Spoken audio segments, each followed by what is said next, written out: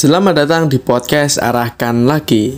Oke, untuk podcast kali ini saya akan membahas tentang gimana sih caranya mengatasi kalau misalnya sebagai content creator itu nggak konsisten dalam memposting sebuah konten.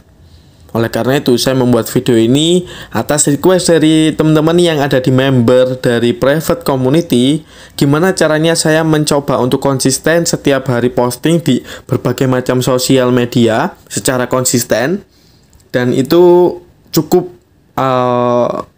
kepo mereka gimana caranya. Akan saya share, semoga ini bisa memberikan suatu ada manfaatnya deh buat kamu yang lagi dengerin podcast Arahkan ini. Oke, mungkin rasa males dalam membuat sebuah konten itu ada ya, wajar banget ya. Saya kadang pun rasanya itu males banget buat bikin konten, padahal cuma perlu waktu 5, 10, 15, paling lama ya 1 jam 2 jam lah ya buat konten kayak gitu. Itu pun kadang juga masih males, ada aja alasannya buat menunda. Nah, akhirnya saya mulai mencoba mengatasi hal tersebut. Yang saya lakukan adalah coba deh saya analisis dulu nih. Saya tentukan, saya menggunakan strategi konten LVP, konten lifestyle, konten value, dan juga konten proof. Nah, 3 jenis konten ini harus ada di sosial media saya. Jadi saya enak nih, saya petakan Senin, Selasa, Rabu, Kamis, Jumat, Sabtu, Minggu. Saya bagi LVP selama 1 minggu. Misalnya sehari posting 1. Oke, hari ini posting konten L itu lifestyle. Lifestyle ini berhubungan dengan diri pribadi saya. Misalnya saya sharing tentang bikin konten tentang behind the scene dari membuat konten, atau proses saya ketika meng-packing sebuah orderan, atau aktivitas pokoknya yang berhubungan dengan pribadi saya di luar konten yang bersifat edukasi, sharing kayak gitu. Nah, itu yang saya lakukan. Saya petakan dulu jenis-jenis konten yang akan saya posting itu apa aja nih.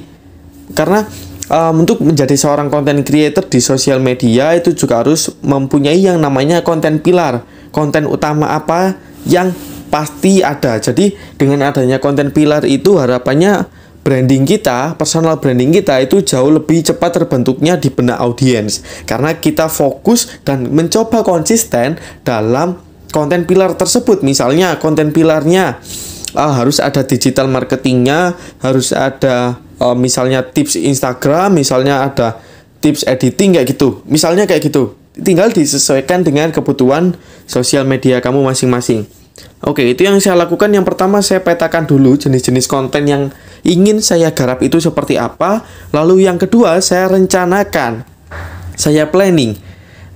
Misalnya tema konten yang saya angkat itu apa, berapa konten yang akan saya posting perharinya, jam berapa postingnya, dan lain sebagainya.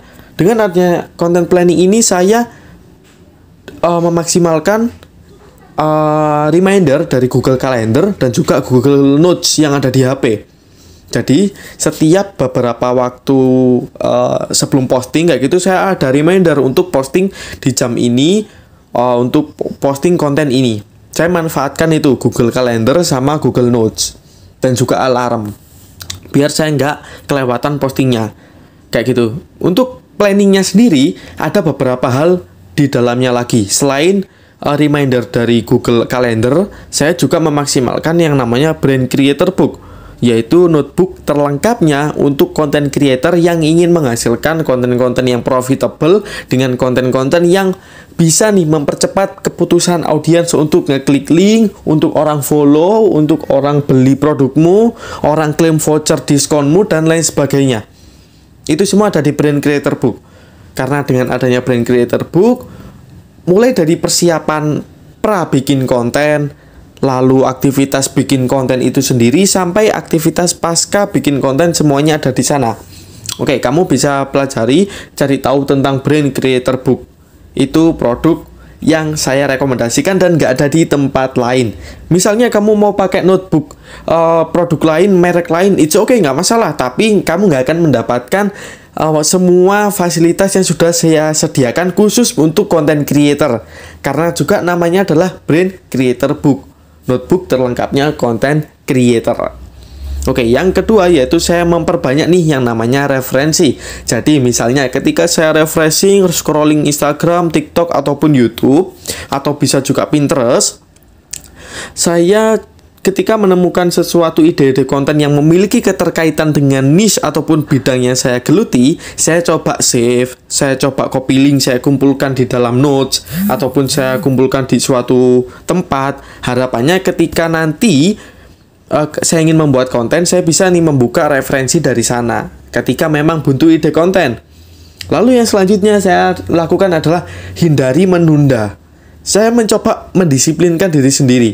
Seperti yang dikatakan oleh Bang Panji Pragiwaksono, yaitu kalau sama mood aja kalah, gimana sama kerasnya kehidupan. Kurang lebih intinya kayak gitu ya.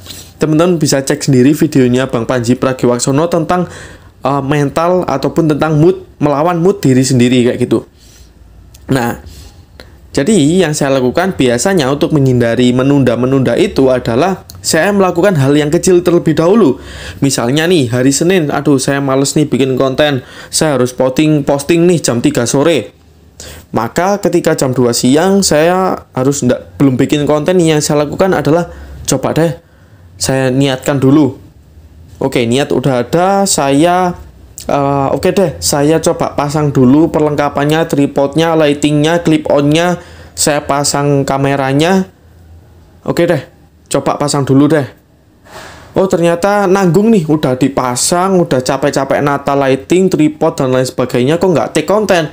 Ya udah deh, take konten aja sekalian. Nah itu yang sering saya lakukan ketika saya males bikin konten dan saya ingin menunda kayak gitu.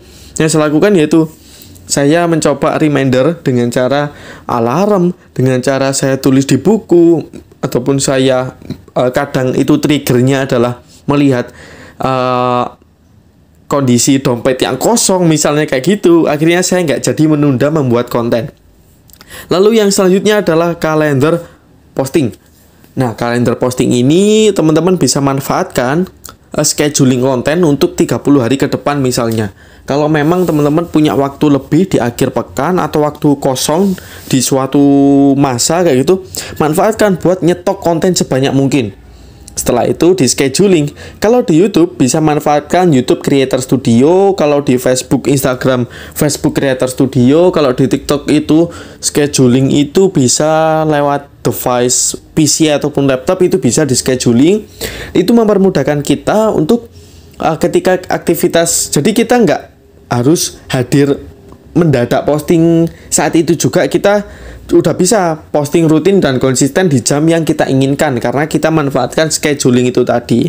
Oke, kurang lebih itu tadi ya teman-teman, gimana caranya saya mencoba konsisten membuat konten yang bervalue, yang ada manfaatnya, yang audiens ini bisa mendapatkan sesuatu dari sana.